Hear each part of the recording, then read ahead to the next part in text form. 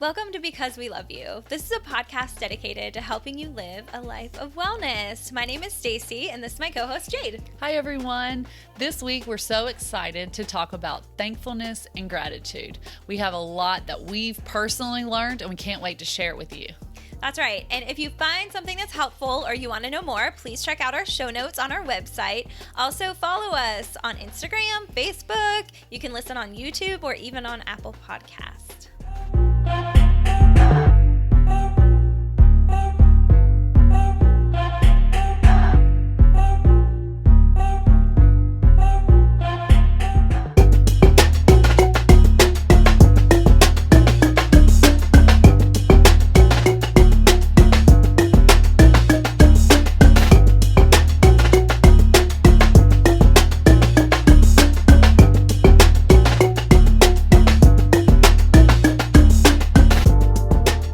Let's jump right in and start talking about thankfulness and gratitude. This is the month of November. That's right. Thanksgiving, just around the corner. It's known for its thankfulness. We have, right. I'm sure a lot of you have done your 25 days of thankfulness. And it's just a time and a period where we think about being grateful a lot more than the other 11 months, right? That's right.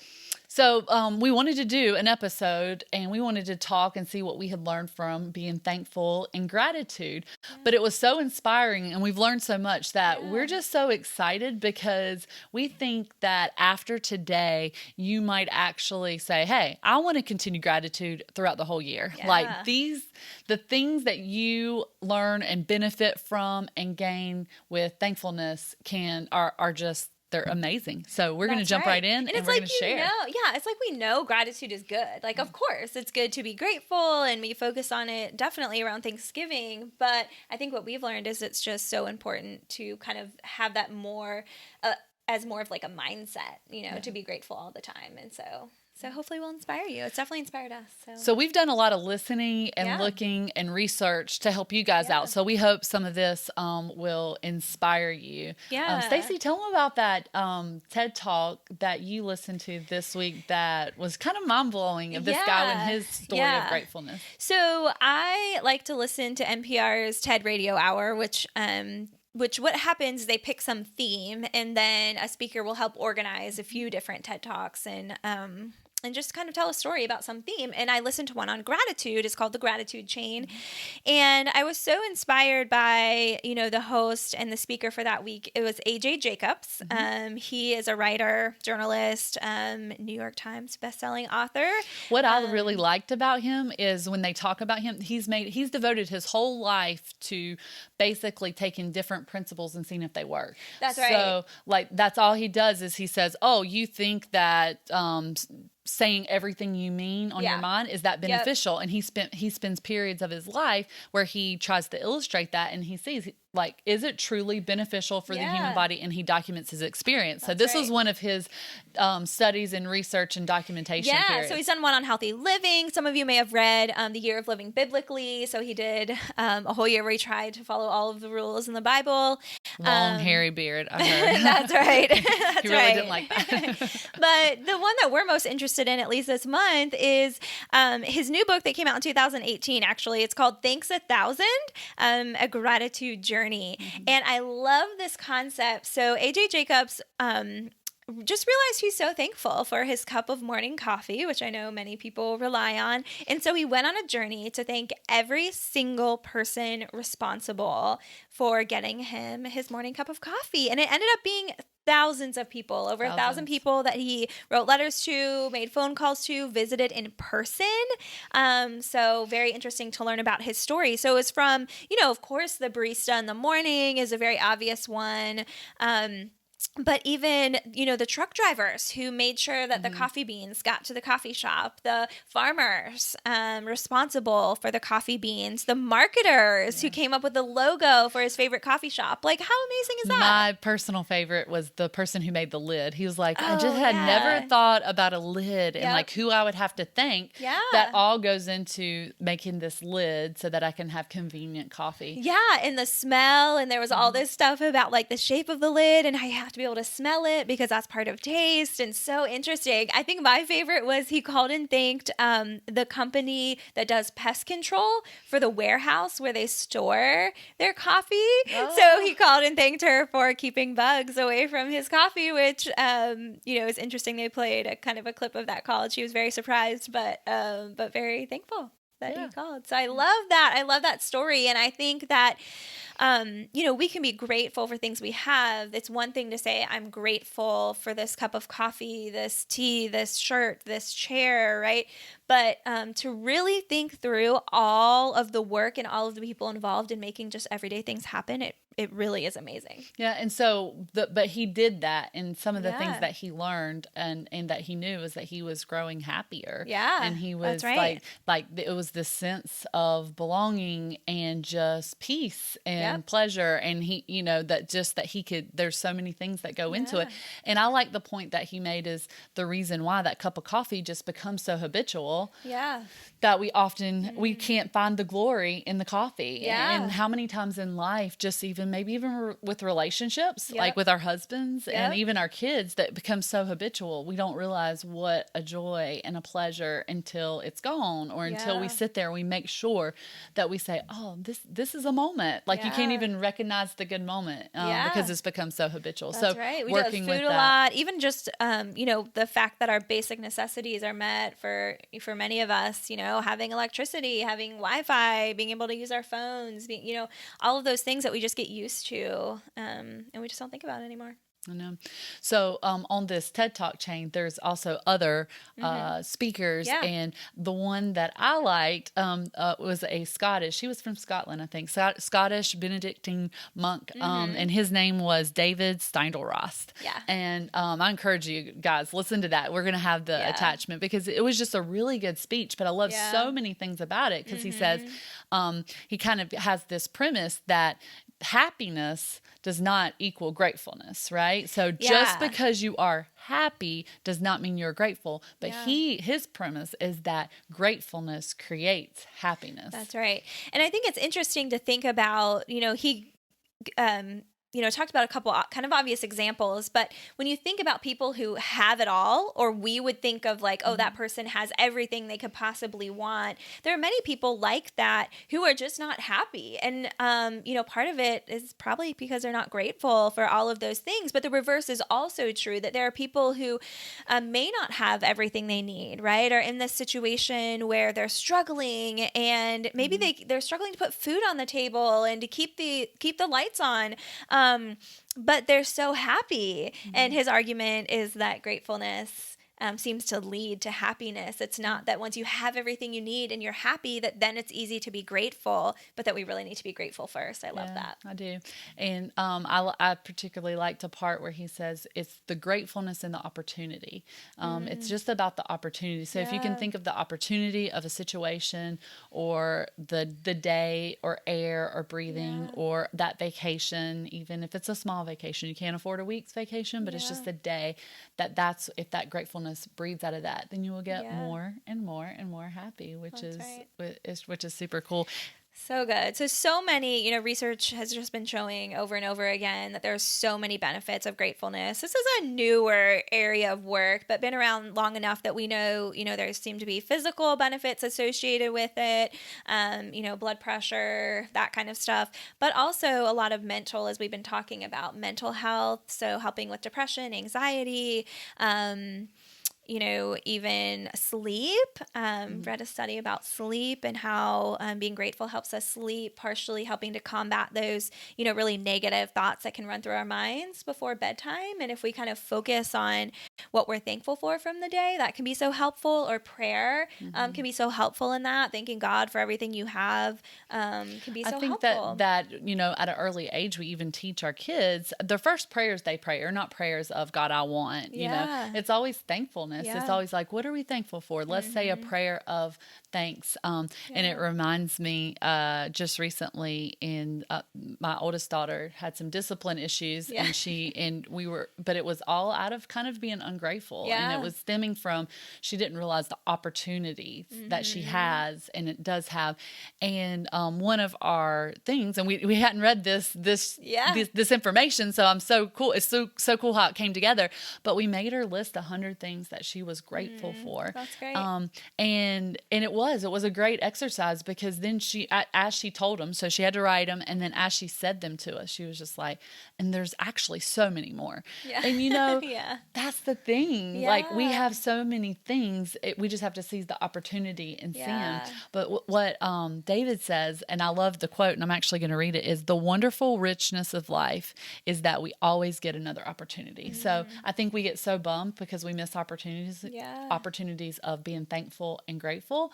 But the great thing is, in life, there's always another opportunity. There's another opportunity to choose that night to be grateful, or that friendship.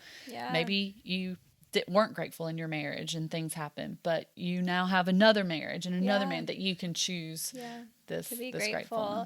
And I love how he focused on just how every day is a gift, right? And if we're in that mindset of every day, every moment is an opportunity, is a gift, I think that mindset really helps us, stick with gratefulness. And I love, your story about Bella is so great. And just that whole thing, and there's so many more. I think gratefulness breeds gratefulness, or gratitude breeds gratitude, right? Yeah. So this idea that once we get on that track, it becomes easier to see it. And one thing that I think is cool, actually, from AJ Jacobs' talk that reminded me of, is he had this saying that was fake it until you feel it. And it's kind of like what you're talking about, right? Like, you made her do this writing activity, but then it made her realize, oh, there actually are so many things I'm thankful for. So I think that's great advice, that even on the days where we feel kind of bummed and maybe we don't feel grateful, if we just go through the act of go and thank someone, even if you're not really feeling it, it may actually, the feelings may follow, right? Yeah. Say it, do it, whatever it may be, and then write it. That's I think writing is just a great way, because you're putting it pen to paper and you're saying, this is what I'm thankful for. Yeah. And it reminds me of one of the studies that we saw from Berkeley with Joel Wong,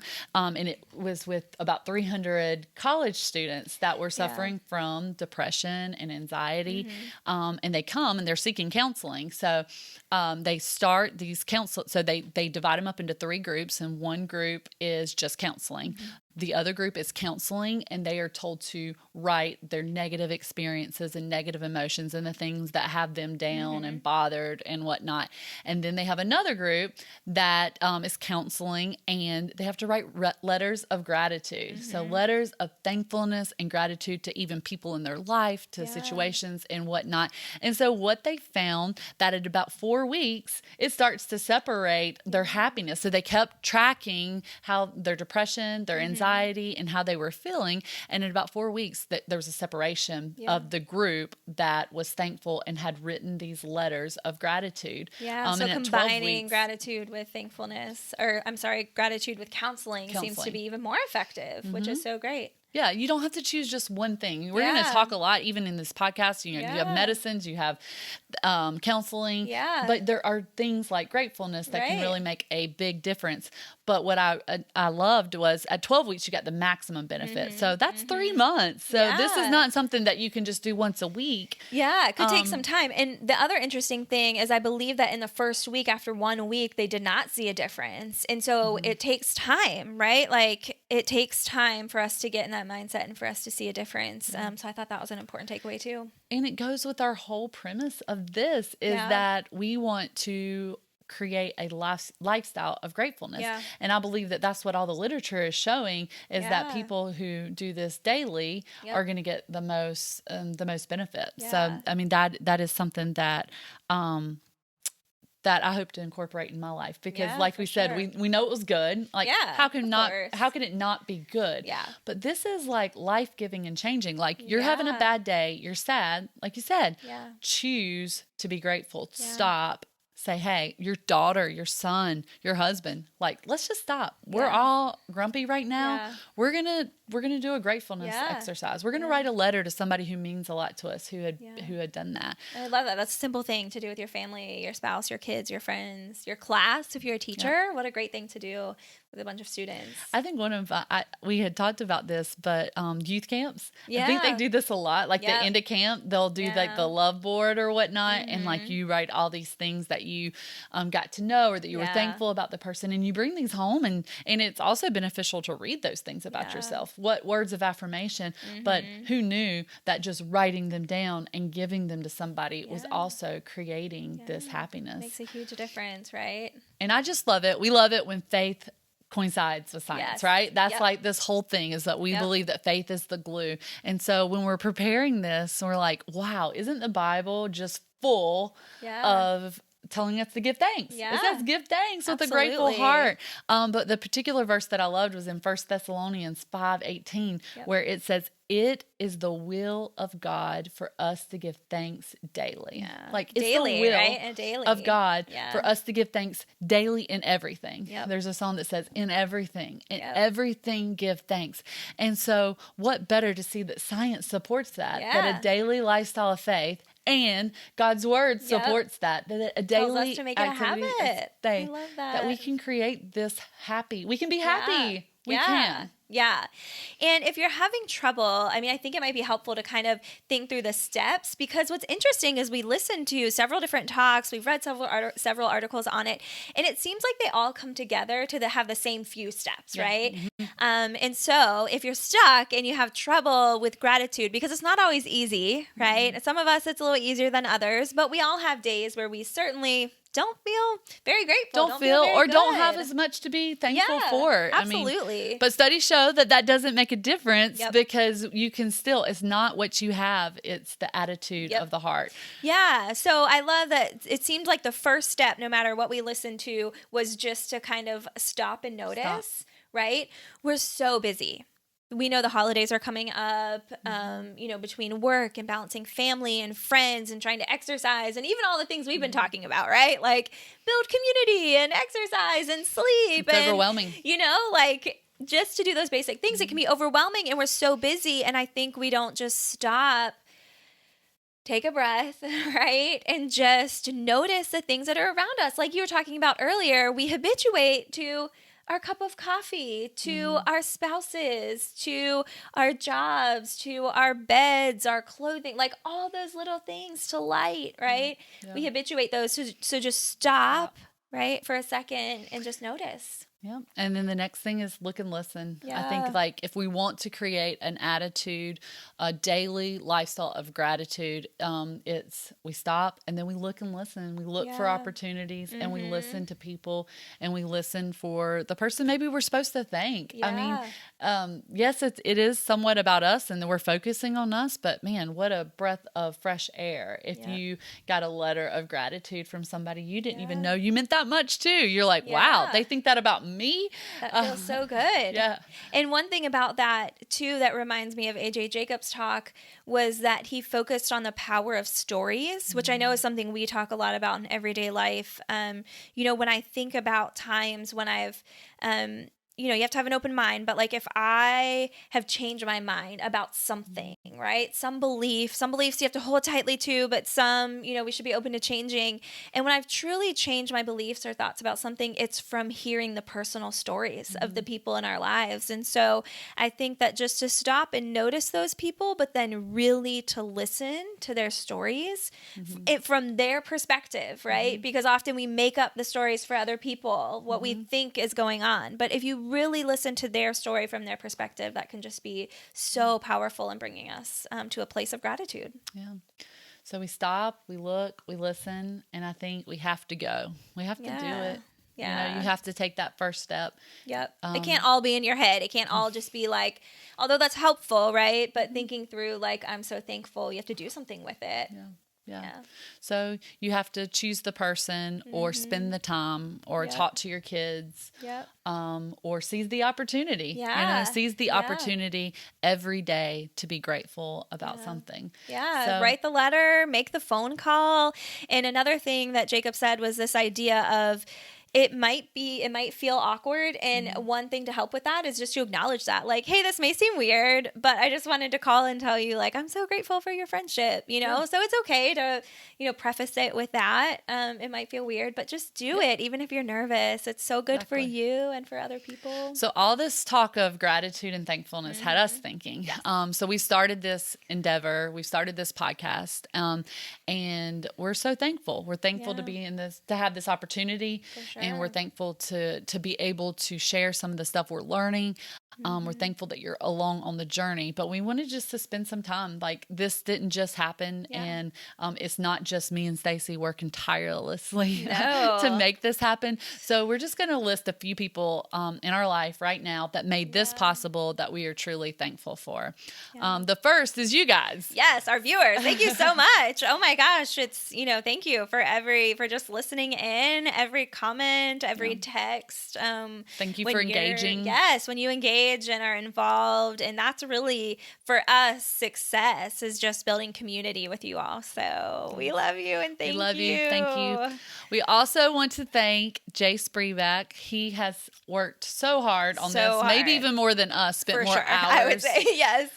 Getting the tech ready, getting the videos edited, getting the show notes up for you guys.